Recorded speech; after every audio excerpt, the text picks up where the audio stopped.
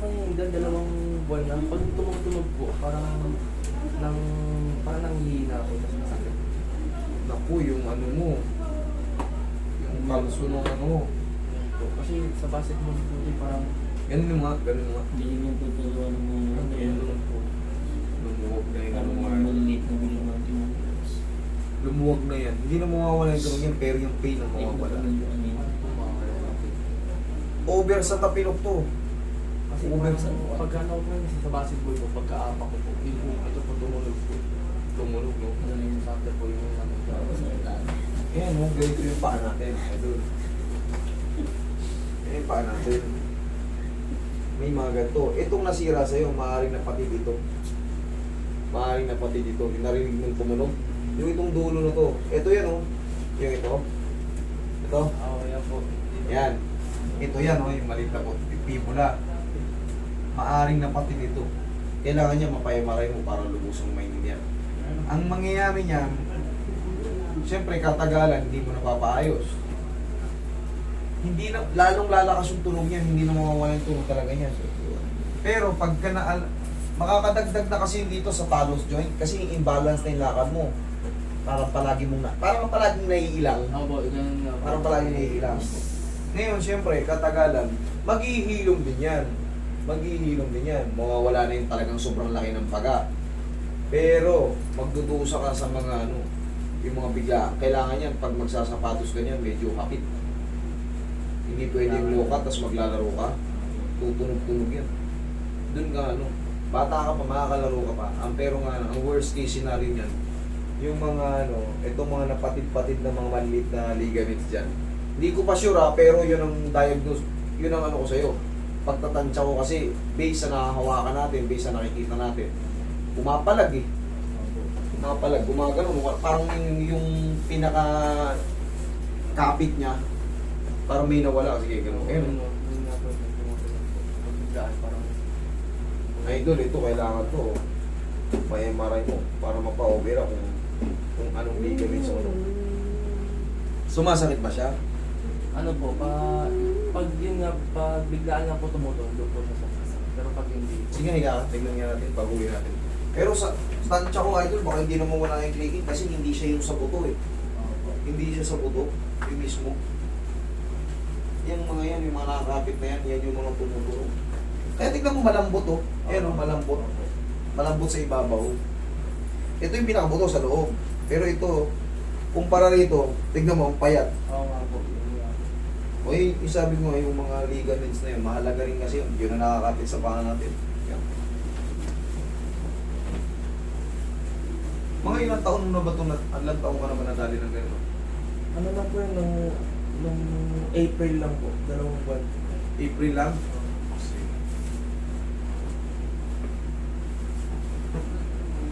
Relax naman.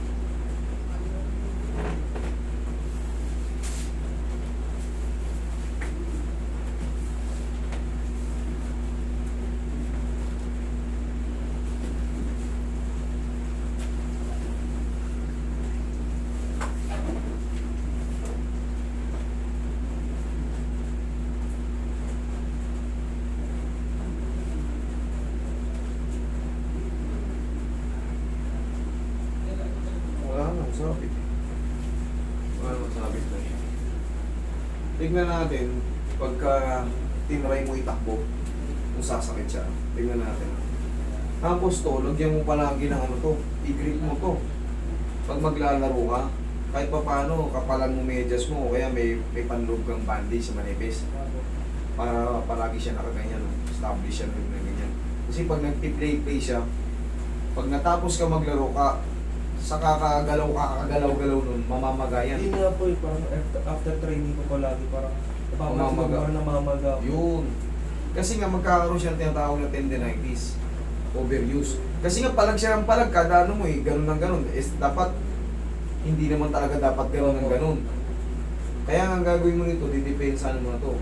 Siyempre, bata ka pa, mahilig ka mag-basketball. Katulad niya, nagtitraining ka. Hindi mo maiwasan talagang maya kang patakboy, patalunin. Ito yung mahirap pag ganano ka. Pero yun nga, nandito na to. Kung kaya mo magpa-MRI, pa-MRI mo to. para malaman natin. Ito na, ankle joint ka mo.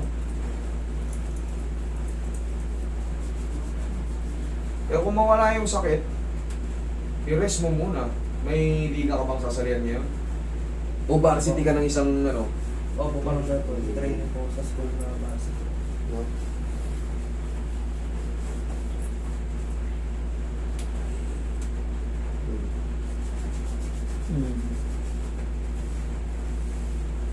Dali lang po.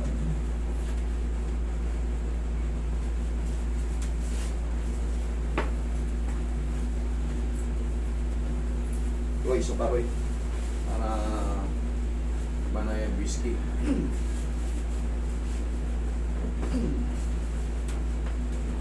Walang sumasabit eh. Testing mo nga doon. Galing mo nga. Testing mo may masakit. Sinelas ka. Testing mo nga. Parang medyo po. Wala po tumuli pero parang medyo po sakit. Medyo masakit. Sige. Ay, po. Lakad ka. Ay, sige. Takbo ka. Sige. Tingnan mo nga. Yan po, tumunog. May tumunog. Oo. Sumakit hindi. Konti lang po. Higa ka. Hindi siya talagang intense pain. May tumunog ka so Ganun po, Hindi. parang mga ano lang sakit. Parang siyempre, mga tapos masakit hindi. Sakto lang. sakto lang po. Higa ka.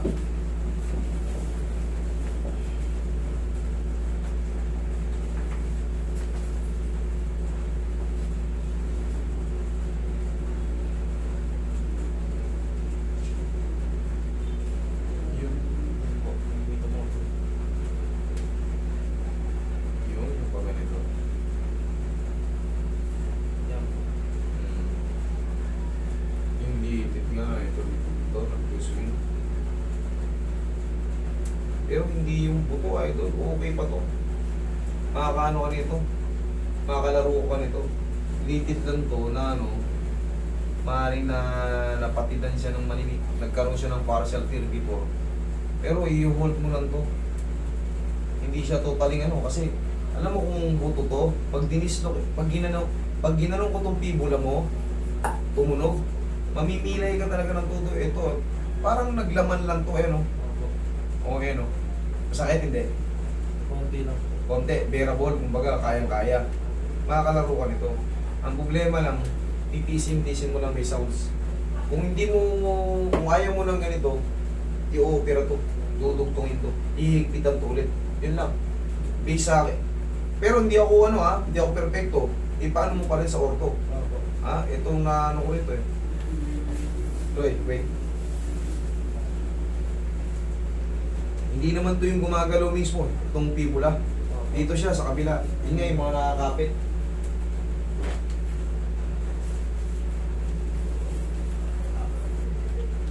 To, nakakapit na to. Naglaman lang idol. I-grip mo lang to para makalaro ka. Grip mo lang yan. Medyo dobling mo lang yung ano mo dito. Tapos, tansyahin mo, huwag mong ihigpitan yun dito ha. Para bang, lagyan mo ng tapping to dito. Yan, ganyan. Pero ito, kasi pag hinigpitan mo to ng sintas, masakit. Kaya parang ganyan lang siya. Tatapingan mo na ng ganyan para hindi maglaro. Hindi naman siya totaling masakit talaga eh. Tingnan, sige. Run ka ngayon, tingnan mo. Tapos huwag mo mahanapin kung hindi naman kailangan talaga, huwag mo ganun-ganun yung patunogin. Mawiwili ka lang. Sige.